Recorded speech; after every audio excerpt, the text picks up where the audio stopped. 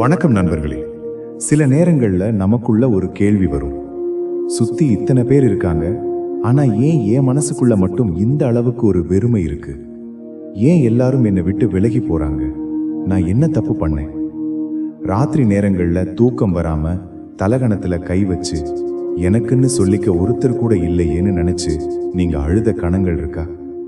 உங்க மனசுக்குள்ள ஓடிக்கிட்டு இருக்கிற இதே கேள்வியோட தான் இப்போ இந்த வீடியோவை நீங்க பார்க்க வந்திருக்கீங்க.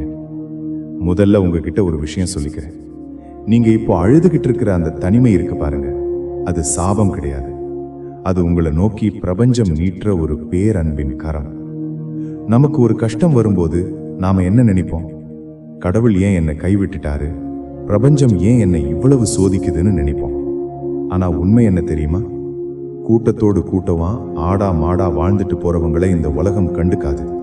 ஆனா யார் ஒருத்தரை இந்த சமூகம் கொண்டாடும் தலைவனா மாத்தணும்னு பிரபஞ்சம் நினைக்குதோ அவங்கள மட்டும்தான் அது தேர்ந்தெடுத்து தனிமைப்படுத்தும். ஏன் பிரபஞ்சம் சிலரை மட்டும் இப்படி தனிமைப்படுத்துது? இதோட பின்னணியில் இருக்கிற அந்த ரகசியங்கள் என்ன? ரொம்ப ஆழமா உங்க மனசோட பேசி புரிஞ்சுக்க போறோம்.